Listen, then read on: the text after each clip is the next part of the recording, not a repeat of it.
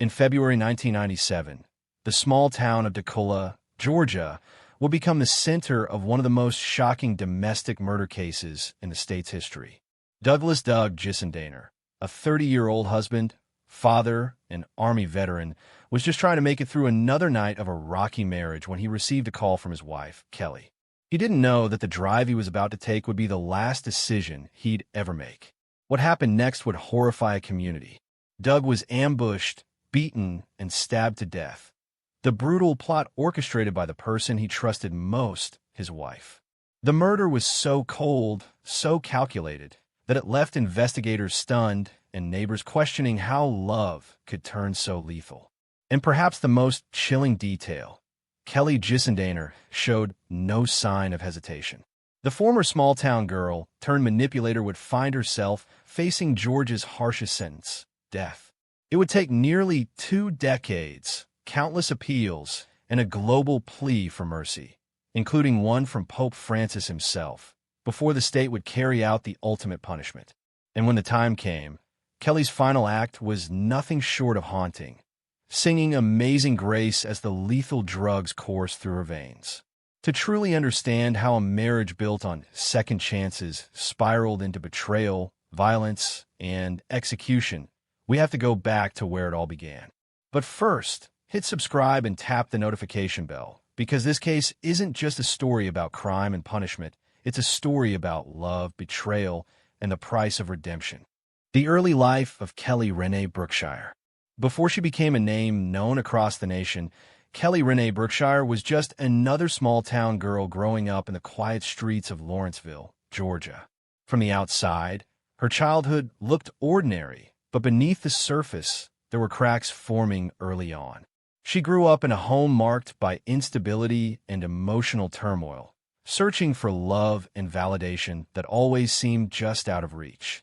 By her teenage years, Kelly had developed a rebellious streak, running with the wrong crowd, skipping school, and diving headfirst into a string of relationships that would define her chaotic path forward. She was beautiful, charismatic, and restless, qualities that drew people to her but also kept her caught in a cycle of unhealthy attachments. In her early 20s, Kelly met Douglas Doug Gissendaner, a dependable and hardworking Army veteran with dreams of building a family and a future.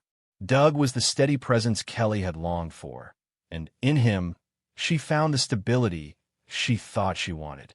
They married quickly, building a home and starting a family together. But behind the white picket fence, cracks began to show. Their marriage was a storm of love, betrayal, and reconciliation, a cycle that repeated itself over and over. Heated arguments followed by tearful apologies, separations followed by passionate reconciliations. Friends would later describe Doug as a man deeply in love with his wife, willing to forgive almost anything, while Kelly struggled with her own demons, never quite able to stay grounded in the life they had built. What no one could have predicted was just how far that instability, that constant hunger for something more, would eventually take her, and the tragic path it would set for both of their lives. The victim, Douglas Doug Gissendaner. To truly understand the depth of this tragedy, you have to know who Douglas Doug Gissendaner was. Born and raised in Georgia, Doug was a man defined by hard work, quiet strength, and an unshakable loyalty to the people he loved. Friends described him as the kind of man who would give you the shirt off his back without a second thought. The steady, reliable presence everyone could count on. A proud Army veteran, Doug carried the discipline and resilience he learned in the military into every aspect of his life. After his service, he built a stable career and poured himself into his family, always dreaming of giving his children the kind of life filled with love and opportunity that he never had growing up. At home, Doug was more than just a husband and a father. He was a protector and a provider, the man who would stay up late fixing a broken bike, who never missed a school recital, and who believed that no matter how tough life got, family always came first. To his kids, he was their hero. To his friends and coworkers, he was the guy who kept his word, who showed up, who cared. But beneath his quiet strength, Doug was also a man trying desperately to hold together a marriage that had been battered by years of turbulence and betrayal. He believed in forgiveness, in second chances, perhaps to a fault. Those closest to him would later say that no matter how many times the relationship with Kelly fell apart, he always came back, holding on to the hope that things could somehow be different, that love could conquer everything. It's this unwavering devotion, this belief in the family they had built, that makes what happened next not just tragic but unimaginable. Because Doug Gissendaner didn't see the danger coming. He couldn't have known that the woman he loved, the mother of his children, was quietly setting into motion the chain of events that would end his life forever. The affair and the deadly plan. As Doug worked tirelessly to keep his family together, Kelly Renée Gissendaner was already living a double life. Restless and unsatisfied, she began an affair with a man years younger than her, Gregory Owen, a 22-year-old with a quiet demeanor and a deep infatuation for the older, more experienced Kelly. What started as casual flirtation quickly escalated into a full-blown obsession, one that would consume them both. Greg, inexperienced and eager to please, hung on to every word Kelly spoke. She made him feel special, wanted, needed, and in return, he gave her the adoration and attention she craved. But their relationship was toxic from the very start. Friends and witnesses would later describe how Kelly controlled every detail of their secret romance, where they met, when they met, and how deeply Greg was expected to prove his devotion to her. The deeper they sank into the affair, the more dangerous Kelly's demands became. She confided in Greg that Doug was the reason for all her problems, the broken marriage, the constant fighting, the feeling of being trapped. And then, slowly, those complaints turned into a sinister plan. According to testimony later revealed in court, Kelly began to plant the seed. Doug had to die. She painted a picture of a new life together, just the two of them, free from Doug, free from the chaos, starting fresh with the money from Doug's life insurance policy. Greg Owen, blinded by lust and manipulation, agreed to do whatever it took to make her happy, even if it meant murder. The planning was meticulous. They whispered in parking lots. They exchanged coded messages. She gave him everything he needed, the nightstick, the knife, the instructions. And on that cold February night in 1997, the plan they had carefully crafted together was finally set in motion. A plan that would end with Douglas Gissendaner dead in a small Georgia town forever scarred by the brutality of a crime born out of betrayal and greed. The murder, February 7th, 1997. On the night of February 7th, 1997, what began as an ordinary evening for Douglas Doug Gissendaner turned into a nightmare from which he would never return. According to court records and witness testimony, Kelly lured Doug out of their home under the guise of reconciliation, telling him she wanted to talk. One more chance to fix their broken marriage, one more chance to start over. Doug, ever hopeful, climbed into his car and drove off, completely unaware that the meeting was nothing more than a carefully laid trap. At a secluded spot, hidden away from the safety of streetlights and passing cars, Greg Owen lay in wait. Armed with a nightstick and a knife, he had rehearsed this moment countless times under Kelly's instruction. When Doug stepped out of his car, Greg attacked with brutal force, the blows from the nightstick coming fast and hard, rendering Doug defenseless. In the chaos and confusion, Doug fought for his life, but the struggle was short-lived. As Owen later testified in court, the stabbing was quick, violent, and final. Doug's lifeless body was dragged into the woods, left cold and alone under the canopy of trees as the plan moved into its next phase. Kelly, waiting nearby, arrived shortly after. Together, she and Greg doused Doug's car with kerosene and set it ablaze, hoping to destroy evidence and stage the scene to look like a robbery gone wrong. The flames lit up the dark Georgia sky, a silent witness to the betrayal that had just unfolded. By the time the smoke cleared, Doug's body lay hidden, his car reduced to a charred husk, and the quiet suburban night had returned, concealing the horror that had just taken place. What neither Kelly nor Greg could have imagined, however, was that the trail they thought they had erased would soon unravel under the relentless scrutiny of investigators determined to uncover the truth. The investigation. The morning after the fire, the quiet town of Dola awoke to a nightmare. Investigators recovered Doug Gissendaner's lifeless body in a wooded area not far from where his car had been set ablaze. The crime scene was brutal, chaotic, and deeply personal. For the detectives of the Gwinnett County Sheriff's Office, one thing was immediately clear. This was not a random act of violence. As detectives began retracing Doug's final steps, they quickly zeroed in on the one person who should have been inconsolable, his wife, Kelly. Her demeanor raised red flags. Her tears were inconsistent. Her story shifted in subtle but telling ways. And her alibi, when scrutinized, simply didn't hold up. What started as quiet suspicions grew louder with every interview, every statement that didn't align. Days turned into weeks, and the pressure mounted. Investigators worked tirelessly, piecing together cell phone records, witness statements, and physical evidence. The turning point came when they sat down with Gregory Owen, the young man many had only known as Kelly's friend. Under the relentless heat of interrogation, Owen began to crumble. At first, it was hesitation, fragmented sentences, and nervous glances toward the door. But soon, the truth spilled out, a chilling, calculated plot that painted Kelly not as a grieving widow, but as the mastermind of her husband's murder. According to Owen's confession, Kelly orchestrated every detail. The planning sessions whispered in dark parking lots, the instructions on how and where to attack Doug, even the plan to torch the car to eliminate evidence. She had promised Owen a new life, a future together, and blinded by devotion, he had done exactly what she asked. By the time investigators closed in, the case against Kelly Gissendaner was airtight. What began as whispers of doubt had solidified into a devastating truth.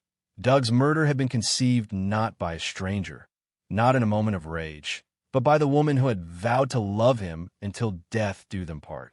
The trial.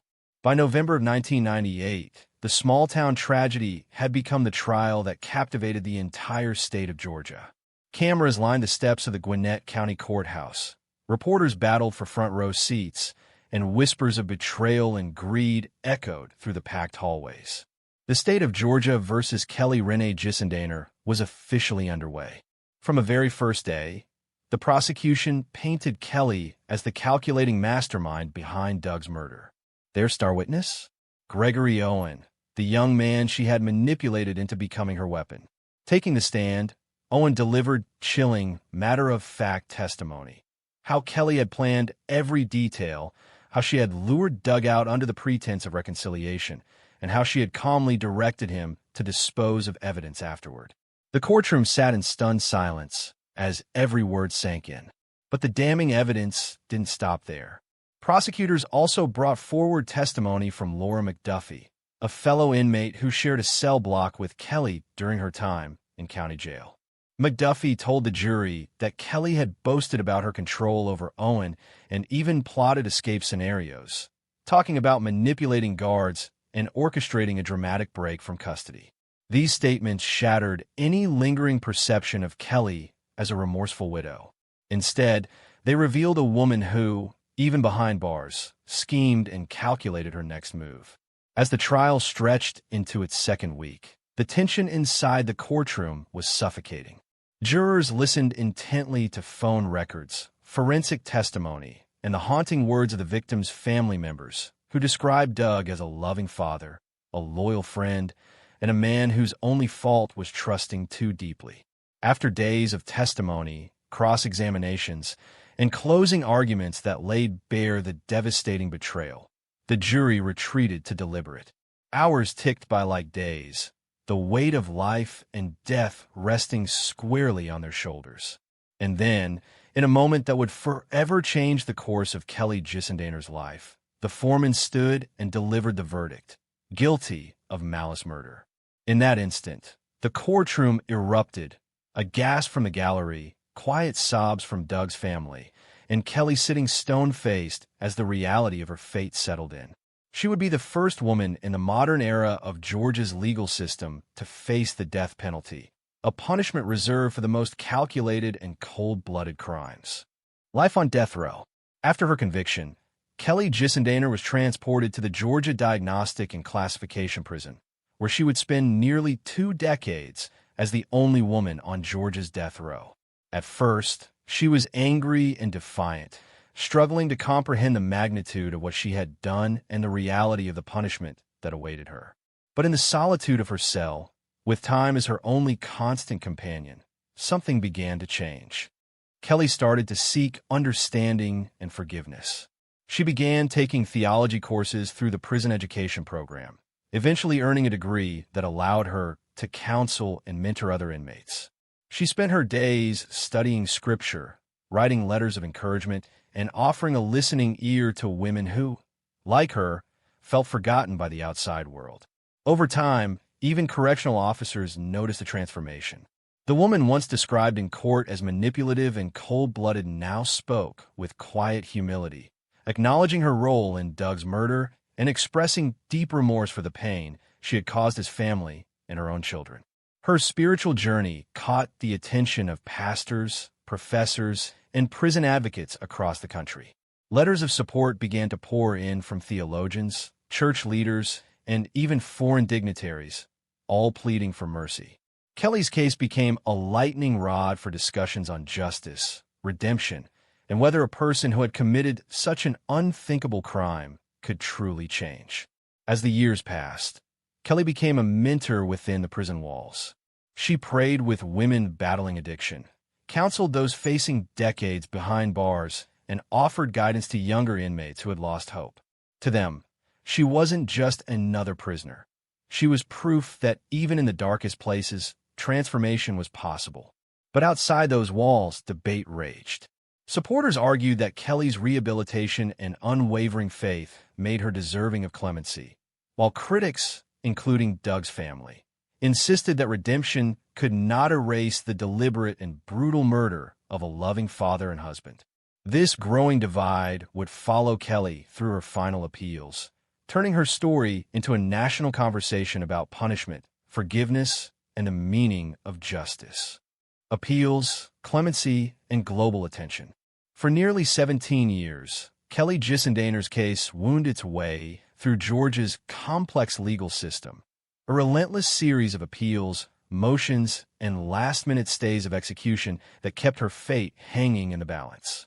Her attorneys argued tirelessly that Kelly was not the one who wielded the knife, that she had undergone a profound transformation behind bars, and that her execution would serve no purpose but retribution. But with each hearing came the same cold reality. The courts were unmoved. Clemency was denied repeatedly, despite mounting public pressure and emotional pleas from those who had witnessed her transformation firsthand. Faith leaders rallied in her defense. Former inmates spoke of the lives she had touched, and letters of support poured in from every corner of the globe. In a rare and extraordinary move, Pope Francis himself intervened, sending a personal letter to the Georgia Board of Pardons and Paroles. In it, he urged mercy, stating that the sanctity of life must be upheld, even for those who had committed grievous wrongs.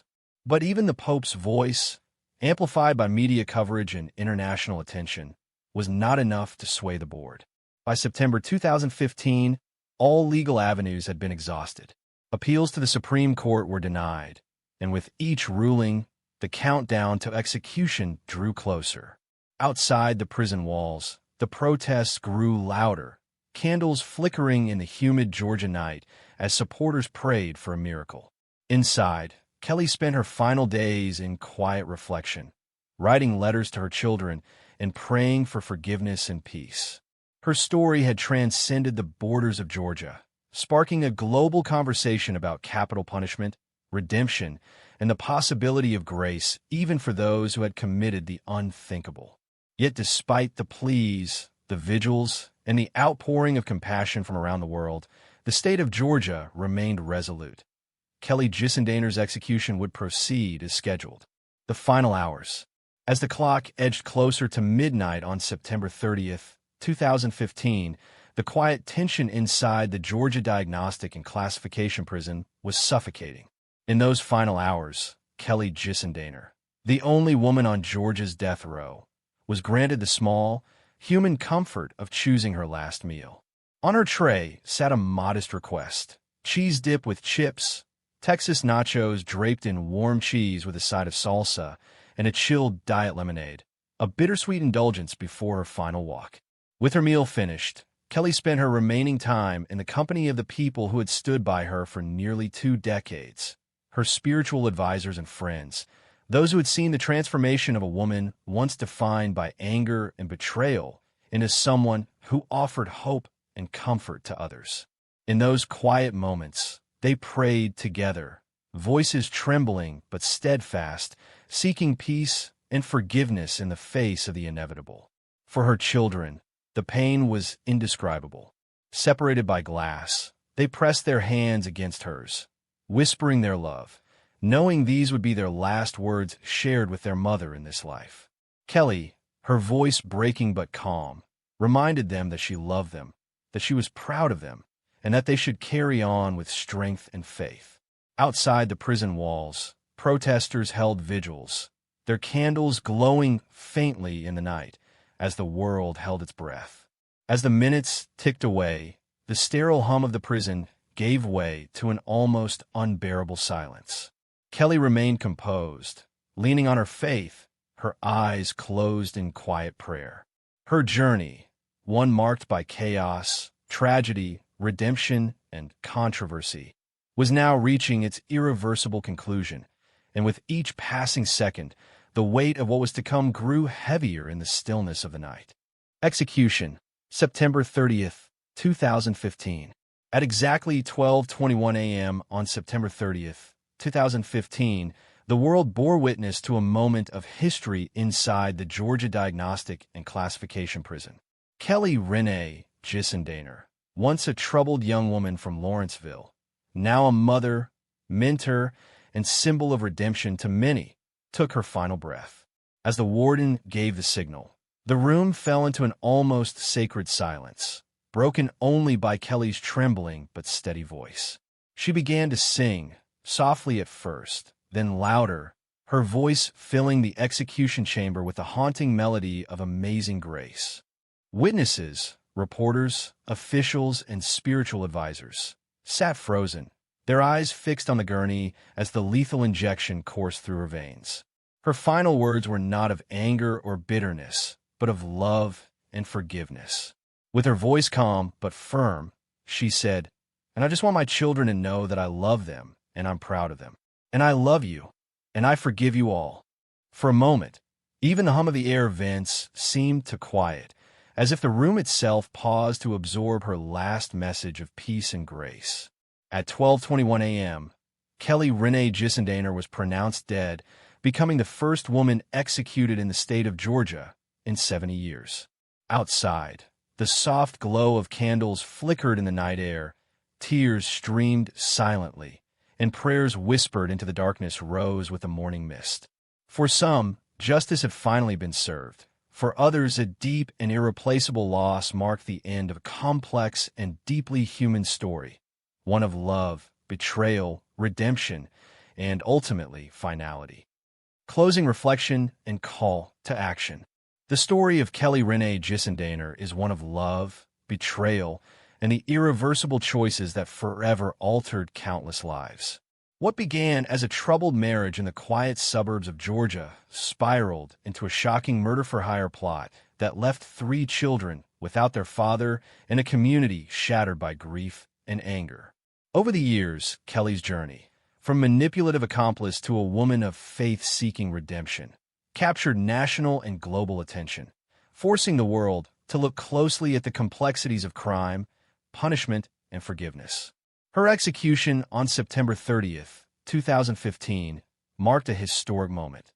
The first woman executed in Georgia in 7 decades, and reignited debate about the death penalty and whether true transformation can ever outweigh the weight of a brutal crime. In the end, 2 families were left carrying scars that time alone cannot heal, and the echoes of that night still linger in the hearts of those who watched this story unfold. The tale of Kelly Gissendaner remains one of the most haunting reminders of how quickly love can turn lethal, and how justice, when served, is both unyielding and deeply human. It forces us to confront uncomfortable questions about punishment, about mercy, and about whether redemption, no matter how profound, can ever truly balance the scales of justice. Call to action. If you found this documentary insightful, thought-provoking, and worthy of deep reflection, we invite you to like this video, share it with others, and subscribe to the Crime Report Network for more in-depth, meticulously researched, and jaw-dropping true crime stories that explore every angle of the cases that haunt our collective memory. And don't just watch in silence. Drop your thoughts in the comments below. Do you believe that justice was truly served in the case of Kelly Gissendaner, or does her journey of redemption challenge the way we view punishment, forgiveness, and the death penalty?